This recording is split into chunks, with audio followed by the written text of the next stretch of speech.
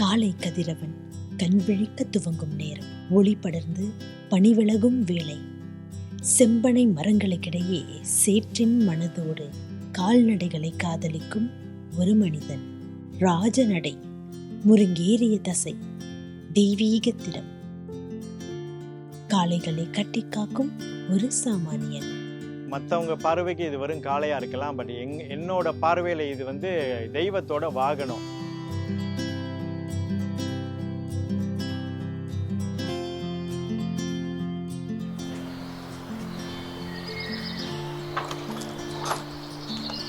மரா, வீரா, சாப்பிட்டீங்களா? கால் வலிலாம் எப்படி இருக்குது?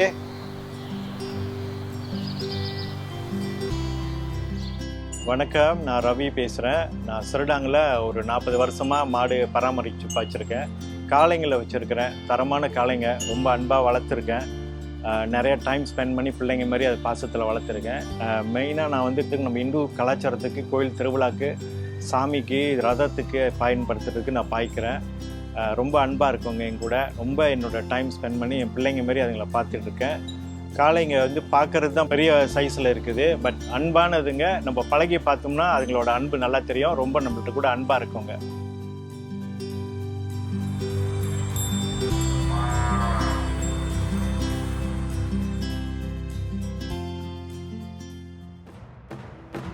காங்கேயம், புலிக்குளம், கிளாரி ஆகிய பல்வேறு மாட்டு வகைகளின் தாயகம் இந்தியா. அந்த பரந்த நிலப்பரப்பின் மற்றும் ஒரு சிறப்புமிக்க குழந்தை பிரம்மன் காளை. திமிரும் திமிழ், தன்மையான பார்வை, பெருமை மிக்க நூற்றாண்டு கால வரலாற்றின் சின்னம். காளை வளர்ப்பு தாத்தா காலத்துல செஞ்சுக்கிட்டு இருக்கோம். நான் 3வது தலைமுறை. தாத்தா செஞ்சாரு, தாத்தாக்கு பிறகு அப்பா செஞ்சாரு, இப்போ நான் செஞ்சுக்கிட்டு இருக்கிறேன்.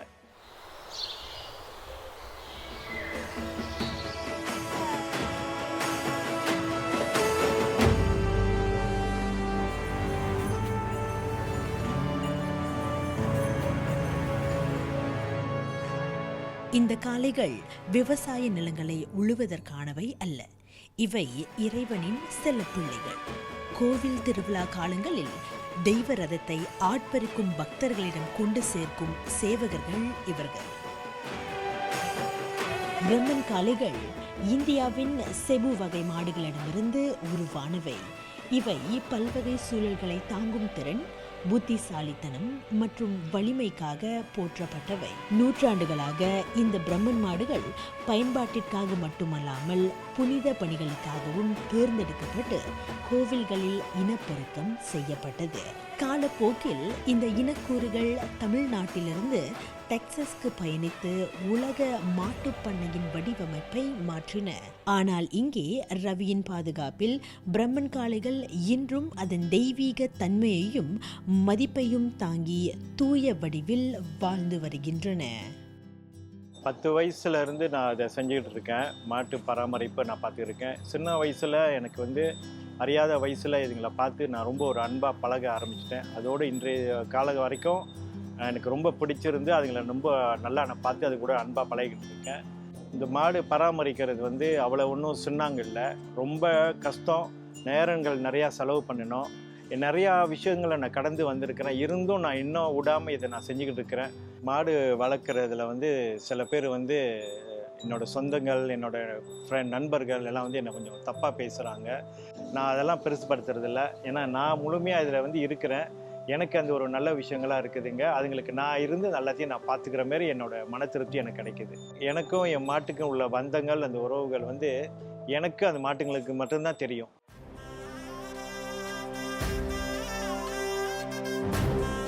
பலருக்கு இவை வெறும் கால்நடைகள். கோவில்களை பொறுத்தவரையில் இவை இறை பயணத்தின் இன்றியமையாத ஒரு பாகம். இந்த பிரம்மன் காளைகளிடம் காணிக்கைகள் வழங்கப்பட்டு ஆசீர்வாதங்கள் பெறப்படுகின்றன. நம் தமிழர் பாரம்பரியத்தை பொறுத்தவரை இவை பயமுறுத்தும் மிருகங்கள் அல்ல, பிரமிப்பூட்டும் பிரம்மன் காளைகள். அப்பாவோட ஆசை காளை வளர்ப்பு அவருக்கு பிறகு நான் பார்த்துக்கணும். நான் பார்த்துக்கிறேன். எனக்கு பிறகு இந்த காளை வளர்ப்பை பார்த்துக்கிறதுக்கு யாரும் இல்லை. என்னோட பிள்ளைகள் பார்க்குறதுக்கு இல்லை. ஏன்னா காலங்கள் மாறி போச்சு. அவங்க படித்து அவங்களோட ஒரு வாழ்க்கைக்கு போயிட்டாங்க. அதனால் இந்த காளை வளர்ப்பை யாருக்கும் ஆர்வம் இருந்தால் இதை பார்க்குறவங்க என்னை நாடி வந்தால் கண்டிப்பாக நான் இதை வந்து அவங்களுக்கு கற்றுக் கொடுக்க தயாராக இருக்கேன். ஏன்னா இது நம்மளோட பாரம்பரிய ஒரு கலாச்சாரம், இது வந்து அழியக்கூடாது, தொடர்ந்து போகணுன்றது என்னோட விருப்பம்.